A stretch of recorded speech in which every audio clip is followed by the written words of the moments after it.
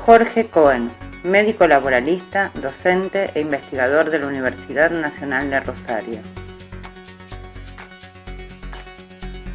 ¿Qué cambia el decreto 367 al decreto 875 en relación al COVID-19 como enfermedad profesional?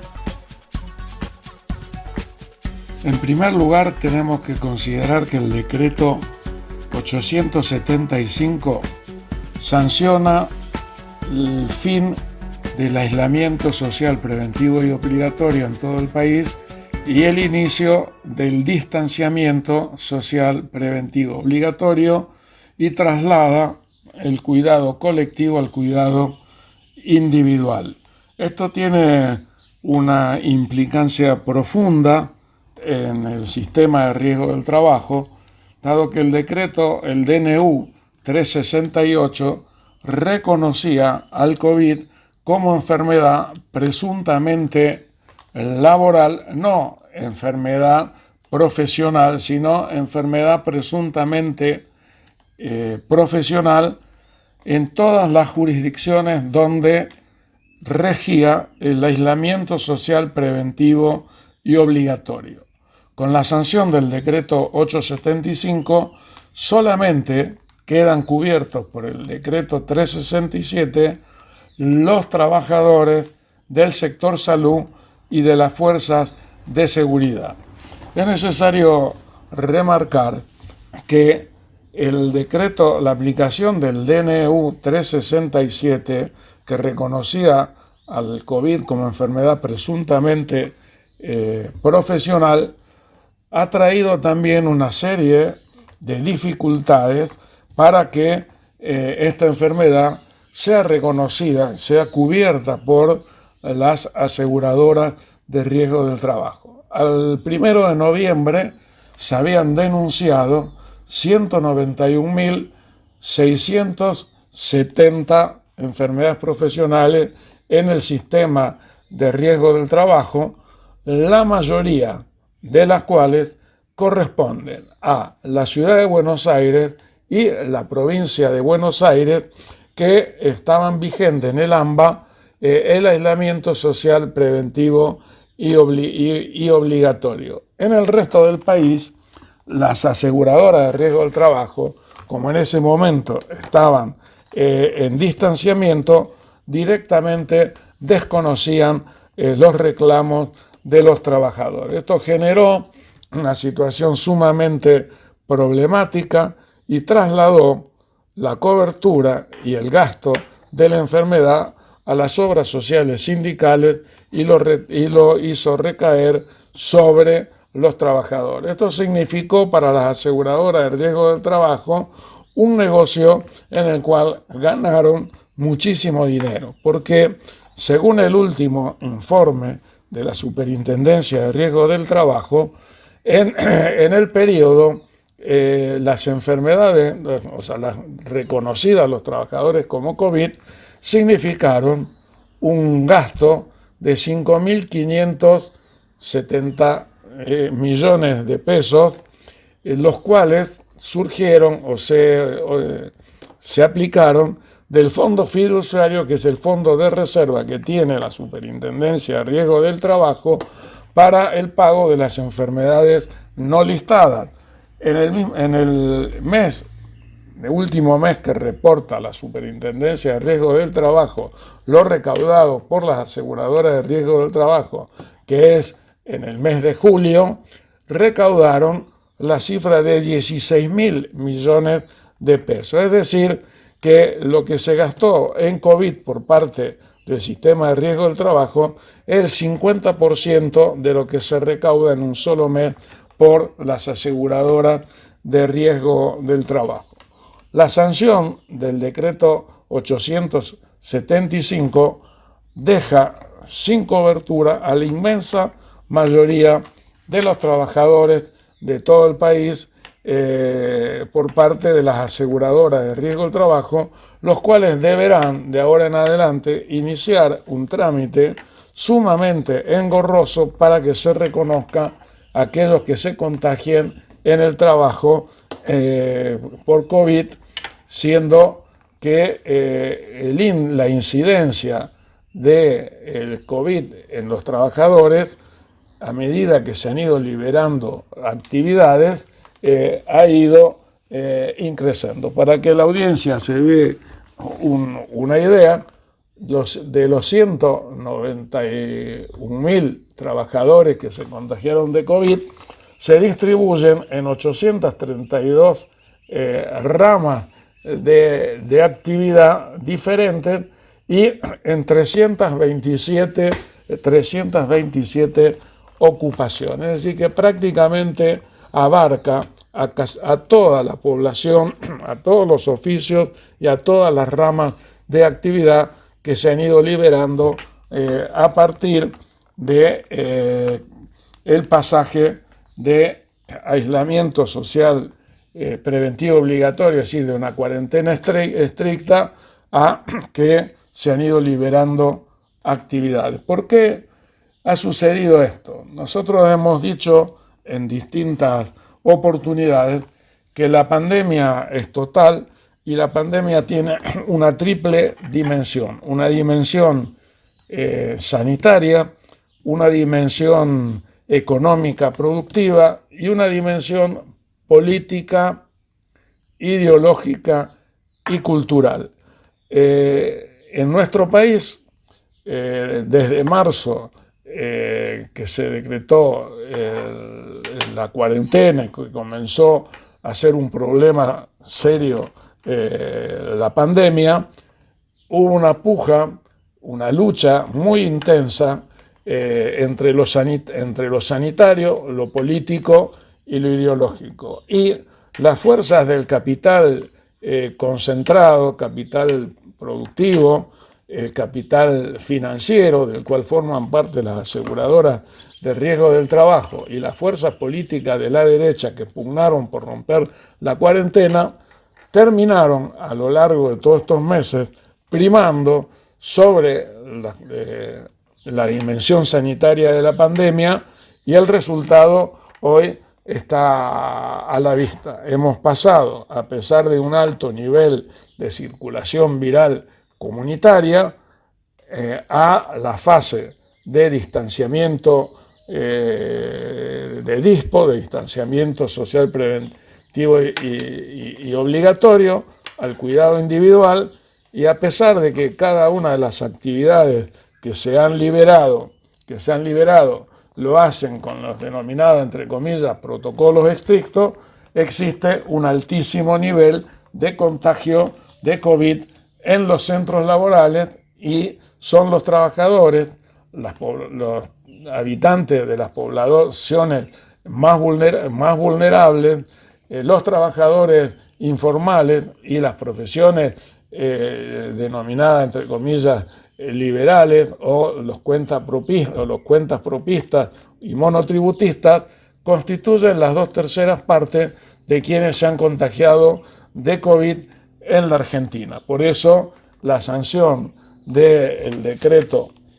875 genera un problema muy serio para la salud de los trabajadores y se suma a lo que nosotros ya veníamos denunciando desde hace muchos años como el ocultamiento jurídico epidemiológico de la enfermedad profesional. Esto traerá consecuencias serias sobre la salud de los trabajadores y se sumará a la tensión y a la crisis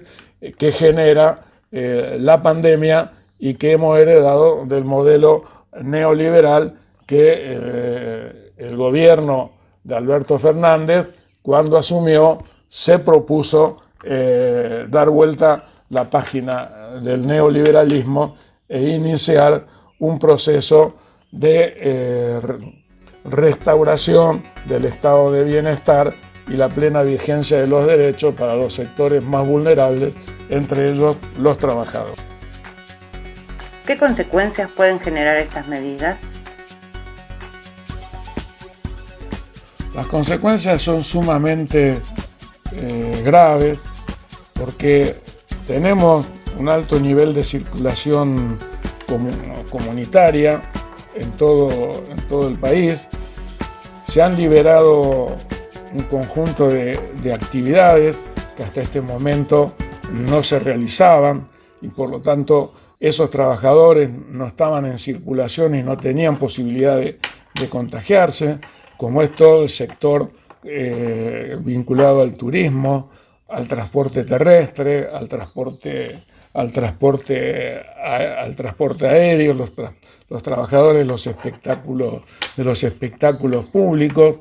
han dejado de pertenecer al sector de trabajadores esenciales, la inmensa mayoría de los trabajadores con este decreto, y por lo tanto no solo, tienen el problema de estar expuestos y contagiarse de COVID, y la segunda consecuencia es que al momento de hacer un reclamo como enfermedad profesional,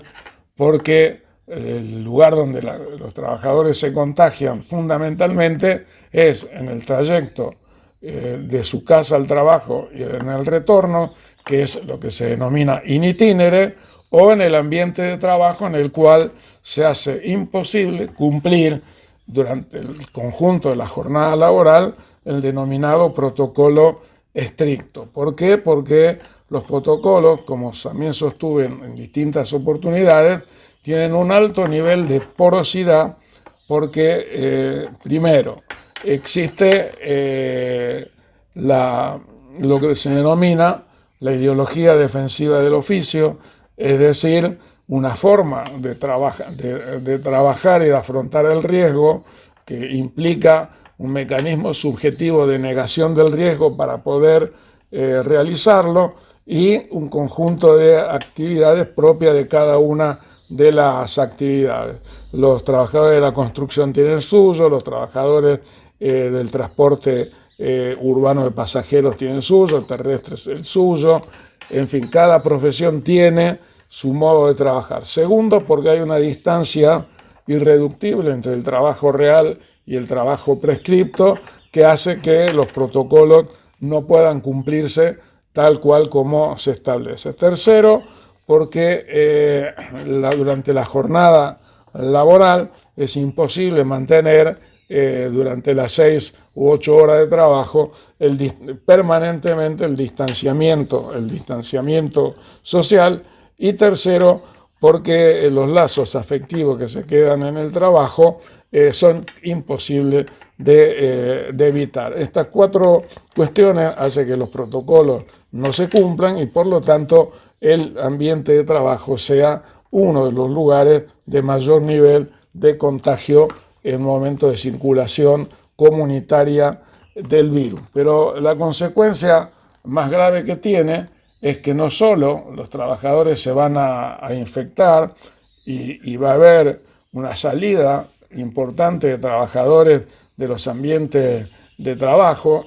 ellos más sus contactos estrechos, por lo tanto la productividad se va a resentir, y al momento de ser atendida la enfermedad o resarcida la incapacidad no va a ser reconocido. Y hay que tener en cuenta en esto que el COVID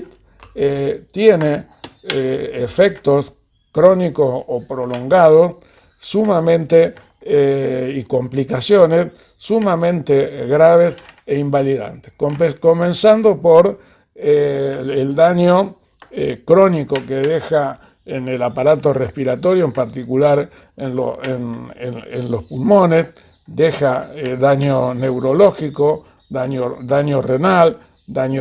insuficiencia cardíaca, y por lo tanto este tipo de manifestaciones crónicas e invalidantes no son reconocidas, no serán tenidas en cuenta por las aseguradoras de riesgo del trabajo, y el trabajador cargará con las secuelas del COVID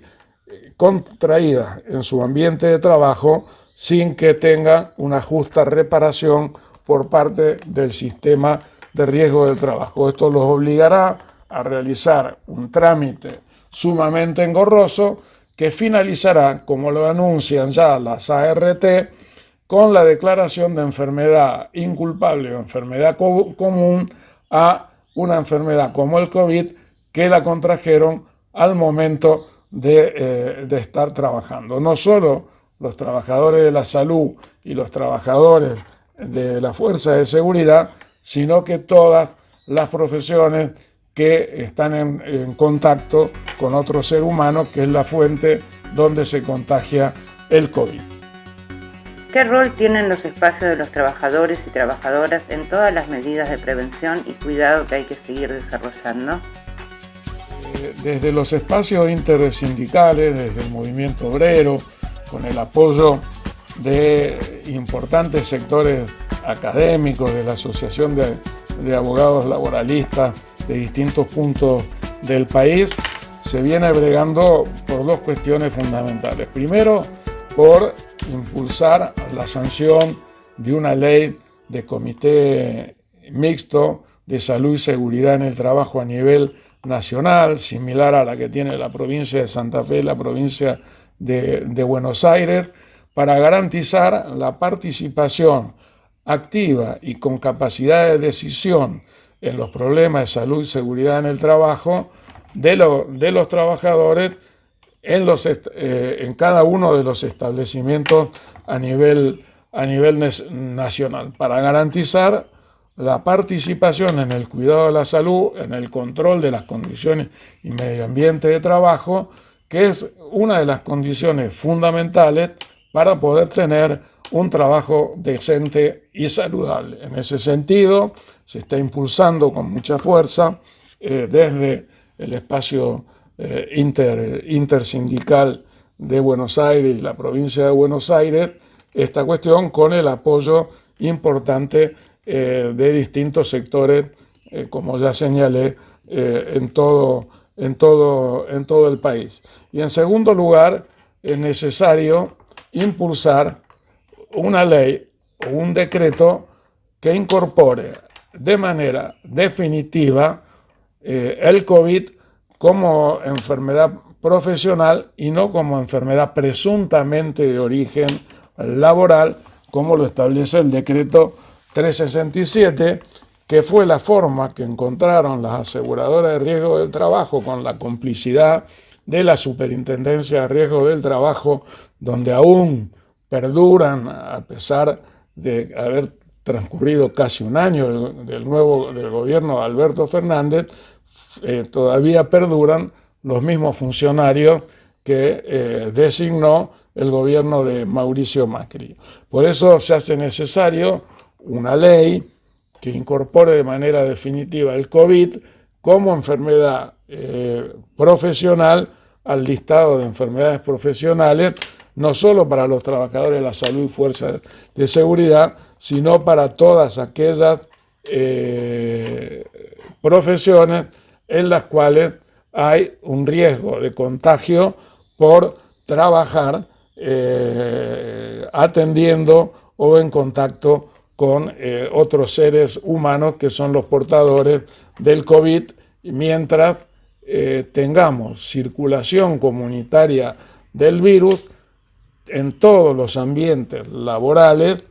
habrá posibilidad de contagiarse ahí del COVID, y por lo tanto es una enfermedad profesional y no de las denominadas enfermedades inculpables, que es como el sistema de riesgo del trabajo perversamente las denomina.